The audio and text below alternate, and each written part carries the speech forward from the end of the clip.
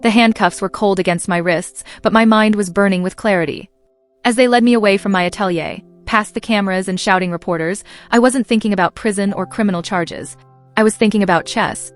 How sometimes you have to sacrifice your queen to win the game. What they didn't know was that while they were busy arresting me, my real work was just beginning.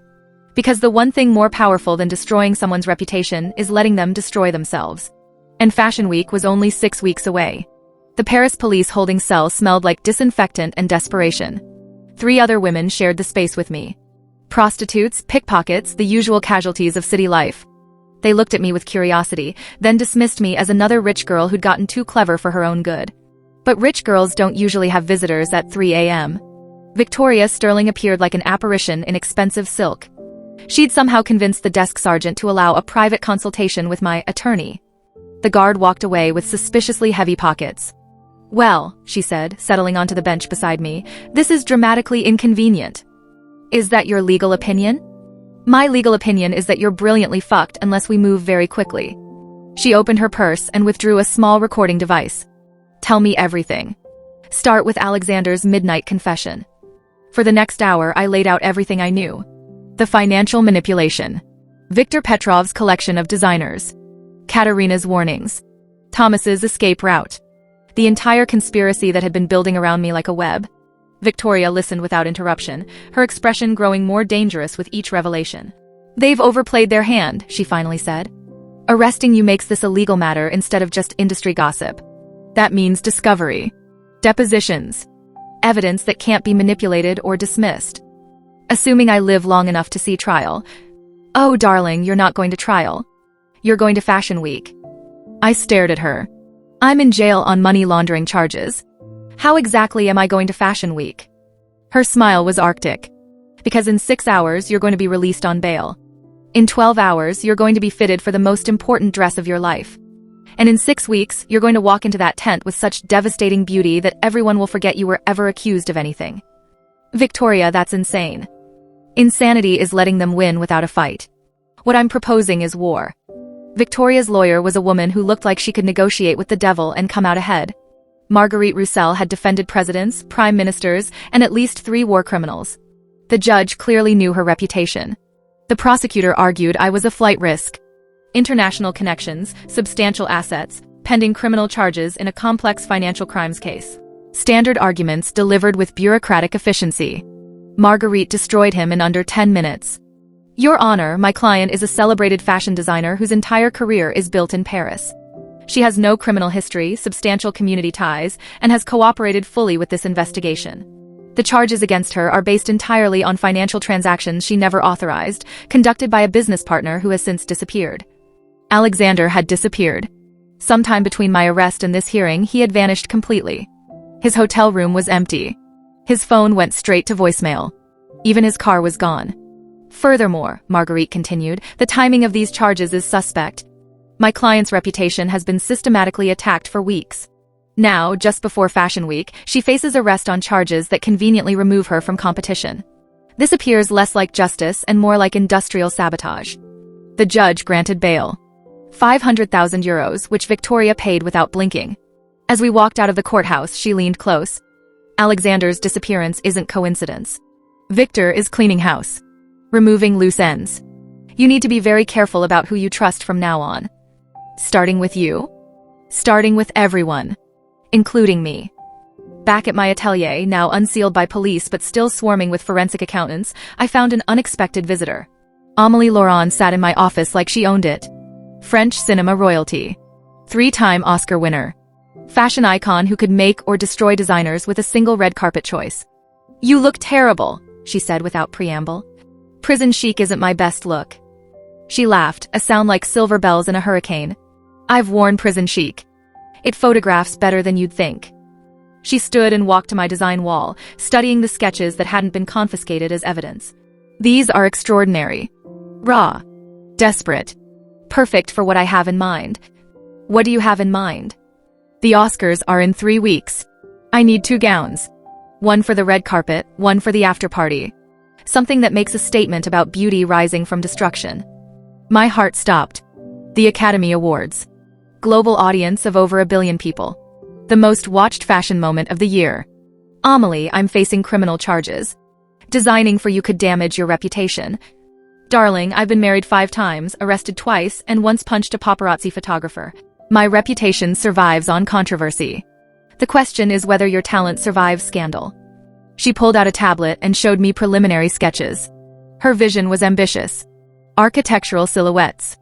Hand-beaded surfaces that would catch every camera flash. Colors that would photograph like captured lightning. I want people to see these gowns and forget every negative story they've ever heard about you. I want them to remember why they fell in love with your work. Why would you take this risk for me? Her expression grew serious. Because 20 years ago, I was where you are now. Destroyed by men who thought they could own me. Someone took a chance on me when no one else would. Now I'm returning the favor. With Amelie's commission came salvation and impossible pressure. 3 weeks to create 2 gowns that would either resurrect my career or bury it completely. Gabriella returned immediately, bringing 2 other seamstresses I'd never met, but who worked with museum-quality precision. No sleep, Gabriella announced. No social life. No distractions. We create miracles or we fail spectacularly. The red carpet gown was inspired by phoenix feathers. Black silk base with hand-applied crystals and gradients from deep amber to brilliant gold. Each crystal was individually placed to create the illusion of wings spreading with every movement. The silhouette was architectural but fluid, structured but alive. The after-party dress was completely different. White silk cut like liquid mercury. Minimal beading but strategic lighting effects that would make Amelie appear to glow from within. Elegant where the first was dramatic, subtle where the first was bold. Working on these gowns felt like coming back to life. For 18 hours a day, I forgot about criminal charges and conspiracy theories. There was only silk and crystal, needle and thread, the ancient alchemy of transforming fabric into dreams. But late at night, when the atelier was quiet and I worked alone by lamplight, reality crept back in. The trial was scheduled to begin right after Fashion Week. Viktor Petrov's network was still out there, still dangerous.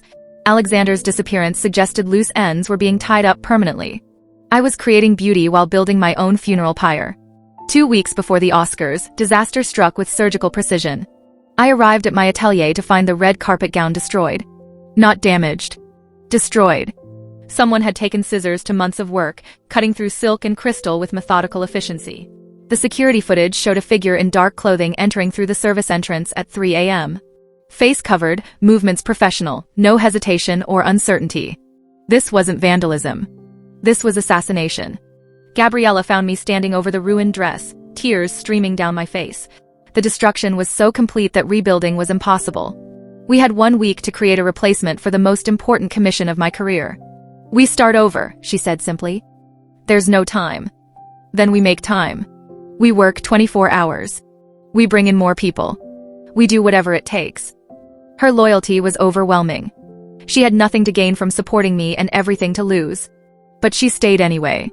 Within hours, she had assembled a team of 6 seamstresses, 2 beaters, and a pattern maker who worked with surgical precision. My atelier became a factory operating at impossible speed. But sabotage has many forms. The next morning, 3 of our new seamstresses called in sick. The day after that, our crystal supplier claimed there had been a miscommunication about our order. Then our silk vendor announced that our credit had been suspended pending account review. Someone was systematically dismantling our ability to work. But they had underestimated both our determination and Victoria Sterling's resources. Victoria arrived with solutions. New suppliers who didn't care about gossip. Emergency couriers who could source materials from anywhere in Europe. Most importantly, she brought her own team of artisans who worked outside the traditional fashion industry networks. They control the established supply chains, she explained. But luxury has always survived by finding alternative routes. We're going underground. Victoria's solution was elegant and dramatic. A hidden workshop in the basement of her building, equipped with everything we needed and completely invisible to industrial espionage. Her personal seamstresses worked alongside mine, sharing techniques perfected over decades in the highest levels of luxury fashion. The replacement gown evolved into something more powerful than the original. Instead of phoenix feathers, we created dragon scales. Black silk base with crystals arranged in overlapping patterns that created depth and movement. The beading was 3-dimensional, catching light from impossible angles and throwing it back as fire. But the real innovation was structural. Hidden LED filaments woven into the beading circuit, powered by a battery pack concealed in the dress's foundation. When activated, the gown would literally glow, transforming Amelie into a living constellation. "This is beyond fashion," said Victoria's head seamstress. "This is engineering disguised as art." The technology was invisible but transformative. From a distance, the gown would appear to be made of captured starlight. Up close, the precision of the beadwork would be breathtaking. It was simultaneously ancient craftsmanship and future innovation. Working in secret also protected us from further sabotage. No one knew where we were or what we were creating. For the first time in months, I could work without looking over my shoulder. But secrecy came with isolation. No progress photos for social media. No behind-the-scenes content to build anticipation. If the gowns were spectacular, their impact would be complete surprise. If they failed, there would be no sympathy for the effort. 3 days before the Oscars, Thomas appeared at the secret workshop like a ghost materializing from shadows. He'd somehow tracked me down despite all our security precautions. "You need to stop," he said without preamble. Stop what? Working. Creating. Fighting back. You need to accept reality. Viktor Petrov doesn't just destroy careers. He destroys lives. Permanently.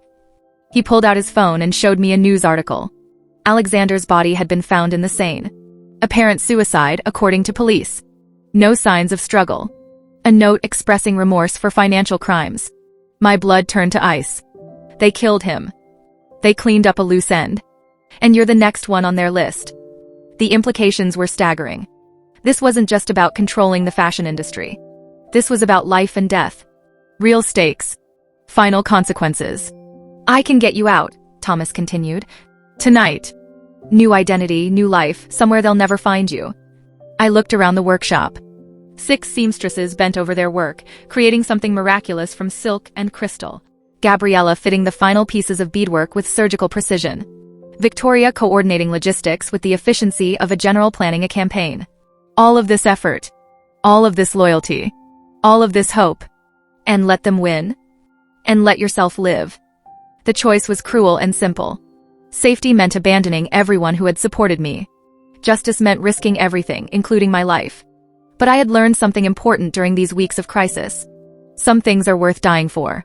And some victories are worth any price. I'm not running, Thomas. Then you're committing suicide. Maybe. Or maybe I'm finally learning how to fight. Oscar night arrived like a storm of anticipation and terror. Amelie arrived at my hidden workshop 6 hours before the ceremony for final fittings and preparations. She looked at the completed gowns with something approaching religious awe. "These aren't dresses," she whispered. "These are weapons." The red carpet gown fit her like liquid courage. The dragon scale beating moved with every breath, creating patterns that seemed alive. When we activated the LED system, she transformed into something mythological. Beauty made manifest. Power disguised as elegance.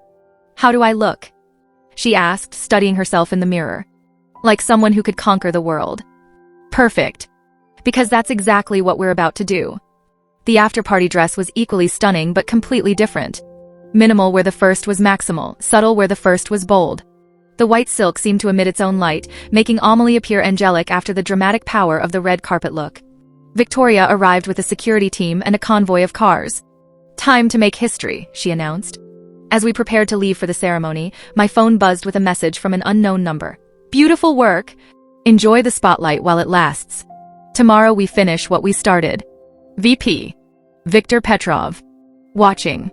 Waiting. Promising that success tonight would only make tomorrow's destruction more satisfying. But I was past caring about threats. For the first time in months, I had created something purely beautiful. Something that existed beyond scandal and conspiracy. Art that would outlive whoever tried to destroy it. Let him come. Let them all come. I was ready. The Academy Awards red carpet stretched like a golden river through Hollywood glamour. Cameras flashed like lightning. Reporters shouted questions. The entire world watched as fashion transformed celebrity into mythology. Amelie stepped out of the car and the world stopped. The dragon scale gown caught every camera flash and threw it back as fire. The LED system created subtle illumination that made her appear to glow from within. She moved like liquid power, every step choreographed perfection. The crowd went silent, then erupted in applause. Photographers fought for better angles. Fashion commentators struggled for adequate words. Social media exploded with images that would define red carpet moments for decades. "Who designed this masterpiece?" shouted a reporter. "Sophia Chen," Amelie replied, her voice carrying across the chaos. "The most talented designer of her generation. And anyone who says otherwise is a fool." The vindication was immediate and overwhelming.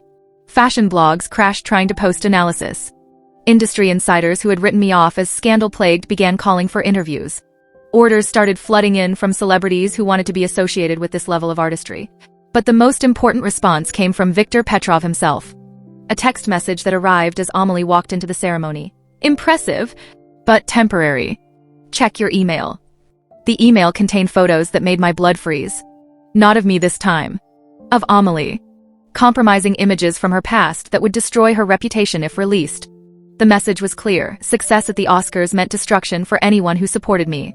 The after-party was held at the Beverly Hills Hotel, luxury and power concentrated in palm-line perfection. Amelie changed into the white silk gown, transforming from dragon to angel, from power to purity. She looked ethereal, untouchable, perfect. But I knew that somewhere in that crowd were Viktor's people. Watching. Recording. Preparing to destroy her the way they had destroyed me. The gown was perfect. The fit was flawless. The photography was magical. Everything we had worked for was succeeding beyond imagination. That's when disaster struck. Amelie was standing near the pool, being photographed by Vogue, when something went wrong with the dress. The white silk began changing color, spreading from the hem upward like spilled wine. Not a stain. A chemical reaction built into the fabric itself. Within minutes, the elegant white gown had become a mottled, discolored mess. Amelie looked like she had been attacked by invisible forces. The photographs went from magical to humiliating in real time. The sabotage was so sophisticated it could only have been planned for months. Someone had infiltrated our supply chain at the deepest level. They had given us fabric that looked perfect but contained delayed destruction. As Amelie stood there, her dress ruined before the world's cameras, I realized the true cruelty of Viktor's game. He had allowed us to succeed spectacularly before destroying us publicly. The higher we climbed, the further we would fall. But as I watched Amelie handle the disaster with grace and humor, turning fashion catastrophe into charming anecdote, I realized something important. They could destroy my dresses. They could ruin my reputation. They could even threaten my life. But they couldn't touch the one thing that mattered most. The ability to create beauty from chaos. To find strength in destruction. To rise from ashes more dangerous than before. The dress was ruined. But the designer was just getting started. The after-party dress disaster became the most talked-about fashion moment in Oscar history. Video footage showed the white silk changing colors in real time, transforming Amelie from angel to abstract art. Fashion experts debated whether it was intentional artistic statement or catastrophic malfunction. But instead of destroying Amelie's reputation, the incident made her legendary. Her graceful handling of the crisis, her ability to laugh at fashion's absurdity, her transformation of disaster into triumph, all became part of Oscar folklore. Social media exploded with support. Hashtag Team Amelie and hashtag Sophiachin trending globally. People who had never heard of me before were sharing images of the dragon scale gown, calling it revolutionary, transformative, the future of fashion.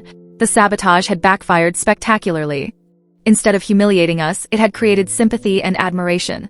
Instead of proving my incompetence, it had demonstrated resilience and innovation. Within 24 hours, I had received commission requests from 12 A-list celebrities, 3 fashion magazines, and 2 museum exhibitions. The scandal that was supposed to end my career had launched it into the stratosphere. But Viktor Petrov's response was swift and vicious. The lawsuit hit like a nuclear explosion in the fashion world. Filed simultaneously in Paris, London, and New York, it accused me of theft, fraud, conspiracy, and industrial espionage. The plaintiffs included 3 major fashion houses, 2 textile manufacturers, and a technology company claiming I had stolen proprietary LED integration techniques. The damages sought were staggering. 50 million euros in compensation. Complete forfeiture of all my designs. Permanent injunction preventing me from working in fashion anywhere in the world. But the most devastating accusation was personal. The lawsuit claimed that my relationship with Alexander had been part of an elaborate scheme to steal trade secrets and sell them to competitors. Every meeting, every conversation, every moment of our professional relationship was reframed as criminal conspiracy. The evidence was overwhelming and obviously fabricated. Financial records showing payments I had never received. Correspondence I had never written. Testimony from witnesses I had never met. An entire criminal conspiracy created from digital manipulation and purchase lies. Victoria found me sitting in my atelier, staring at the legal documents that would destroy everything I had rebuilt. "They're not just trying to bankrupt you," she said. "They're trying to erase you completely. Make it impossible for you to exist in this industry. Can we fight this? We can try. But the resources behind this lawsuit are essentially unlimited. They can file motions, demand depositions, create legal complications for years. Even if we eventually win, the cost will destroy you financially." I looked around my atelier one last time. The space where I had created dreams. Where I had learned that beauty could come from broken places. Where I had discovered that some wars are worth fighting regardless of the cost. Then it's time to stop playing defense, I said. It's time to go nuclear. That night, I made phone calls that would change everything. To journalists I had met during the scandal coverage. To fashion insiders who had seen the corruption from within. To financial investigators who specialized in tracing oligarch money through international networks. If Viktor Petrov wanted to destroy me completely, he had just given me permission to destroy him right back. The documents I had been collecting. The recordings Victoria had made. The evidence of systematic manipulation and control throughout the fashion industry. All of it was about to become public in ways that would make my personal scandals look like minor gossip. Because the one thing more dangerous than a designer with nothing to lose is a designer with evidence of how the entire system really works. Fashion Week was in 2 days. They thought they had trapped me in legal quicksand, made it impossible for me to show my work or defend my reputation. Instead, they had just given me the biggest stage in the world to expose everything. Some battles are won with dresses. Others are won with truth. And I was about to weaponize both. Next episode preview. They sued me for 50 million euros, thinking money was my weakness. They were wrong. My weakness was believing people could be trusted. But now the gloves are off and Fashion Week is about to become a war zone. Because while they were busy destroying my dresses, I was collecting their secrets. And some secrets are worth more than all the money in the world. The revolution starts now.